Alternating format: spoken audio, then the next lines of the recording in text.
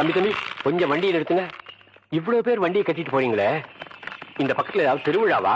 ஐயா, 20 வருஷத்துக்கு முன்னாடி 18 பட்டிக்கும் ஒரு தனி மனுஷருக்கு ஒரு பஞ்சாயத்து இருந்தது. அது தீர்ப்பாகாமலே நின்னு போச்சு. அந்த பழைய வழக்க இன்னைக்கு விசாரிச்சு தீர்ப்பு சொல்ல போறாங்க. அதை தெரிஞ்சுக்கத்தான் 18 பட்டி ஜனங்களும் இன்னைக்கு வண்டி கட்டி போயிட்டு இருக்கோம். ஆமா, அதை தீர்த்து வைக்க போறது யாரு? இது கூட தெரியாதுங்களா? பெரிய கவுண்டரோட மகன் சின்ன கவுண்டர். ஐயா, இவ்வளவு எதுக்குங்க? சித்த உங்களுக்கு நேரம் கிடைச்சதுன்னா அங்க வந்து பாருங்க. பஞ்சாயத்துல என்ன நடக்குதுன்னு தெரியும். சின்ன கவுண்டரை பத்தி அங்க தெரிஞ்சுக்குவீங்க.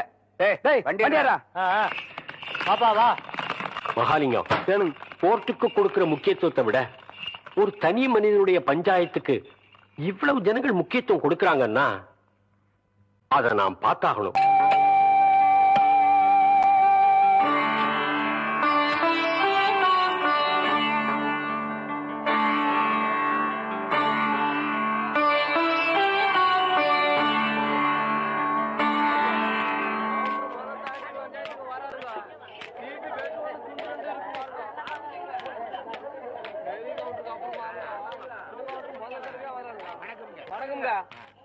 எல்லாருக்கும் வணக்கம்.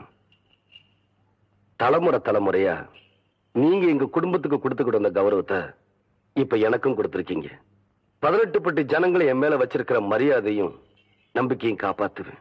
நீதி நேர்ம தர்மம் தவறாம தீர்ப்பு சொல்லுவேன்னு நான் பிறந்த அண்ணு மேல சத்தியமா சொல்றேன்.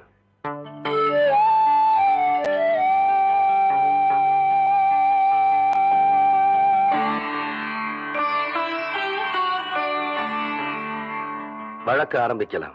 உங்களுக்கு தெரியாதுல்ல தம்பி, 15 வருஷத்துக்கு முன்னாடி வண்டிக்கார மாகாளியம்மன் கோயில் கட்டணும்னு சொல்லி உங்க அப்பார் தலைமையில கூடி முடிவெடுத்து ஒரு கோவிலையும் கட்டி முடிச்சோம். கோவில் கும்பாபிஷேகத்து அன்னைக்கு கோவில் கட்டி இருக்கிற இடம் இந்த அம்மாவுக்கு தான் சொந்தம்னு சொல்லி கும்பாபிஷேகத்தையே தடுத்து நிறுத்தி போட்டாரு உங்க மச்சான். கும்பாபிஷேகத்து அன்னைக்கு சக்கர கவுண்டர் அந்த கோயிலையே பூட்டி போட்டு போயிட்டாரு தம்பி. ஏன் என்னன்னு கேட்டா, சங்கரபாண்டி வாத்தியாரு அந்த நிலத்தை இந்த நரசம்மா பேருக்கு கரையம் பண்ணி கொடுத்துட்டாருன்னு சொல்றாருங்க. ஆனா அது புறம்போக்கு நிலம் தம்பியோ. யோ, அதாயா பிரச்சனையே. அது முடிவாக எப்படியா புறம்போக்குனாலும் சொல்லலாம். ஆனா அது உங்க நிலமாவே இருக்கட்டும். கோயில் கட்டி முடிச்சதுக்கு அப்புறம் சொந்தம் கொண்டாடுற தப்பு இல்லையா? இத பாருங்க தம்பி, பஞ்சாயத்துல நாங்க உங்களுக்கு நிலம் வாங்கி தரோம், அதை நீங்க வாங்கிக்கங்க. எங்களுக்கு எங்க நிலம் தான் வேணும். வேணா அந்த கட்டின கோயிலை தோண்டெடுத்து வேற இடத்துல வச்சுக்கோங்க. பசு பால் கொடுக்குங்கிறதுக்காக கொம்புல கறந்தா பால் வராது, மடியில தான் கறக்கணும். அதே மாதிரி சாமி எல்லா இடத்துல இருந்தாலும் கும்பிடுறதுக்குன்னு ஒரு இடம் வேணும். அதுக்கு பேரு தான் கோயில். அதை தூக்கி வச்சு விளையாடுறதுக்கு மனுஷனுக்கு சக்தி கிடையாது. அதுல போய் நாம தகராறும் பண்ணக்கூடாது. நாங்க ஒண்ணு தகராறு பண்ண வரலையா?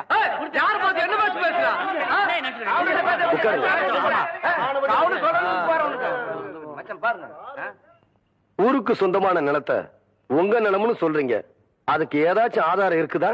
இருக்கு. டேய், அந்த இடம் இவ பேர் தான் இருக்குங்கிற கிரைய பத்திரத்தை கொடுற. படிக்கட்டும், வேடிக்கை பாரு. இந்தா படிச்சு காட்டியா? படிங்க அண்ணே. கோவை ஜில்லா காரைமடை பஞ்சாயத்து முல்லைப்பாளையம் கிராமத்தை சேர்ந்த சுப்பிரமணியன் புதல்வரான சங்கரபாண்டி எழுதி கொடுத்த கிரைய பத்திரம். மேற்படி பஞ்சாயத்தில் கிழக்கே வல்லமலையடி வாரத்திலிருந்து தெற்கே தேவிப்பட்டணம் ஏரிக்கரையை சுற்றி வடக்கே சேத்துமடை ஜமீன் தோட்டம் எல்லை வரை உள்ள 5 வேலி நிலத்தை கோவில் வாழையம்னர் சுந்தரி அம்மாளுக்கு ரூபாய் 20,000 ரொக்கத்துக்கு விற்ற வகையில் முழு தொகையும் ரொக்கமாகவே பெற்றுக் கொண்டேன். இப்படிக்கு சங்கரபாண்டிய வாத்தியார். என்னன்னு சொல்றீங்க? சங்கரபாண்டிய வாத்தியார் கையெழுத்து போட்டு கொடுத்திருக்காரா? ஆமாங்க தம்பி, அவரே போட்டிருக்காருங்க. ஏன் மகாலிங்கம், இதே கேஸ் நம்ம கோர்ட்டுக்கு வந்துச்சுன்னா ஜட்ஜ்மெண்ட் சொல்ல எவ்வளவு வருஷம் ஆகும்? ஒரு 15 வருஷம் போட்டு ஜவ்வில போய் தர மாட்டீங்க. என்ன சொன்ன? உண்மை தான் சொன்ன. சுமாரியா? அப்படின்னா இந்த பஞ்சாயத்துக்கு தீர்ப்பு சொல்ல வேண்டிய நேரம் வந்துருச்சு.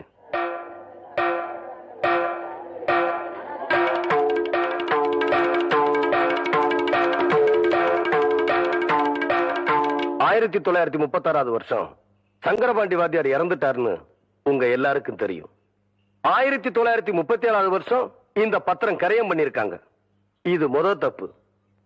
சங்கரபாண்டி வாத்தியார்னா எல்லாரும் பள்ளிக்கூட வாத்தியார்னு தப்பா நினைச்சுக்கிட்டு இருக்கீங்க. ஆனா அவரு எழுத படிக்க தெரியாத சிலம்பம் கத்து கொடுக்கிற குஸ்தி வாத்தியார்னு நிறைய பேருக்கு தெரியறது இல்ல. எங்க அப்பா இறந்து போனப்போ ரிஜிஸ்டர் ஆபீஸ்ல வந்து அவர் கை நாட்டு போட்டாரே தவிர கையெழுத்து போடல. அதனால இந்த பத்திரம் பொய்யான பத்திரங்கிறது உண்மையாயிருச்சு.